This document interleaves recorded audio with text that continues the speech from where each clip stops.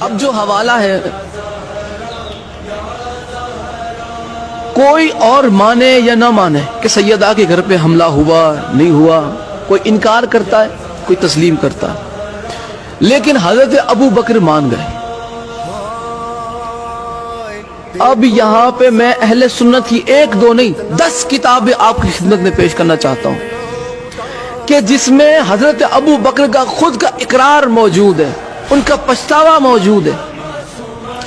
وہ کہتے ہیں کاش میں نے اپنی زندگی میں یہ 3 کام نہ کیے ہوتے، کاش میں نے اپنی زندگی میں یہ 3 کام نہ کیے ہوتے، جن میں ایک کام یہ کہ کاش میں نے فاطمہ زہرا کا دروازہ نہ توڑا ہوتا۔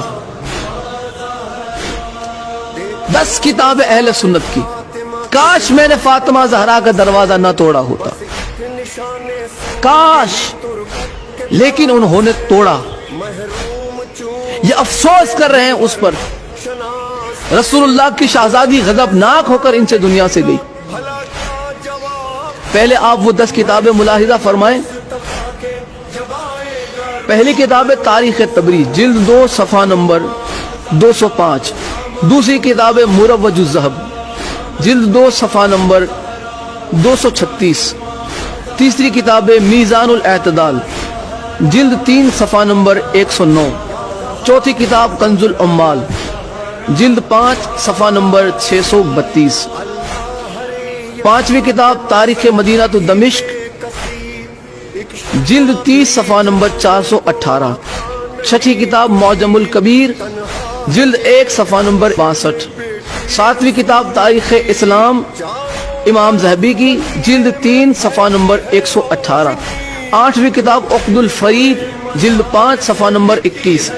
نویں کتاب الامامت والسیاست، صفحہ نمبر 31۔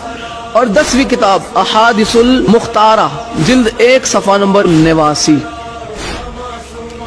10 کتاب اہل سنت کی کہ جس میں یہ بات نقل کی گئی کہ حضرت ابو بکر نے آخری وقت میں یہ پچھتاوا اظہار کیا کہ کاش میں یہ کام نہ کرتا۔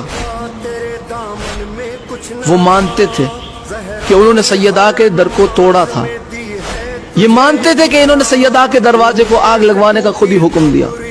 یہاں پہ خود حضرت ابو بکر کا جرم ان کی زبان سے قبول ہوتا نظر آ رہا کہ یہی تھے، اور میں اہل سنت کی کتاب الامامت والسیاست کے حوالے سے بتا چکا، اس کتاب کی توثیق بھی آپ کی خدمت میں پیش کر چکا کہ الامامت والسیاست اہل سنت کی معتبر ترین کتابوں میں سے ایک ہے۔ اب ہمارا کسی کو منوانے کا کوئی شوق نہیں کہ تم مان جاؤ، تمہیں تمہاری اماں کی قسم، تمہارے عقیدے کی قسم، نہیں مانتے، نہ مانو۔ تم کون سی ہماری قبر میں آؤ گے یا ہم کون سی تمہاری قبر میں آنے والے؟ ہماری قبر میں بھی اہل بیت آنے والے ہیں، آپ کی قبر میں بھی اہل بیت آنے والے۔ آپ وہ اعمال جمع کیجئے کہ جس کے عوض آپ اہل بیت کی بارگاہ میں منہ دکھا سکے۔ ہم وہ کر رہے ہیں کہ جس کی وجہ سے ہم اہل بیت کی بارگاہ میں منہ دکھا پائیں۔ اہل بیت کا حق جھٹلا کے تم بارگاہ رسول خدا میں کھڑے رہ پاؤ گے؟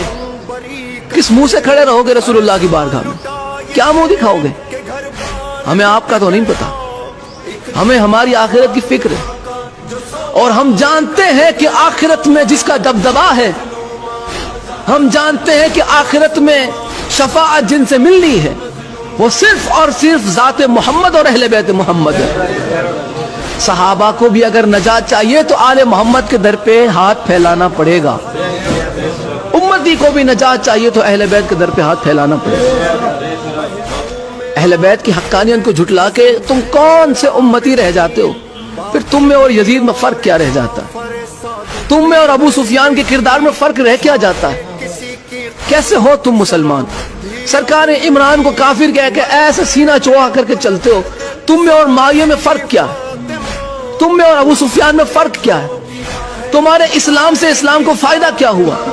تمہارے مسلمان ہونے سے اسلام کو فائدہ کیا ہوا جبکہ تم سرکار عمران کو کافر مانتے ہو؟ کون سا فائدہ پہنچاتے ہو تم اسلام کو؟ ایسے مسلمانوں سے اسلام کے کھلم کھلے دشمن اچھے ہیں۔ یہ آستین کے سانپ ہے۔ جس طرح اس زمانے میں اس دور میں آستین کے سانپ ہے، ویسے ہی اس دور میں بھی آستین کے سانپ تھے۔ کہ جنہیں آج بھی مسلمان سانپ ماننے سے انکار کرتا ہے. اہل بیت پہ ظلم کرنے والا مسلمان نہیں، اہل بیت پہ مصائب ڈھانے والا صحابی نہیں، اہل بیت سے محبت کرنے والا صحابی، اہل بیت کے در پہ اپنا سر جھکانے والا سچا صحابی ہے. اگر صحابہ میں پہچان چاہتے ہو تو جناب سلمان کی سی عقیدت کس میں ڈھونڈو.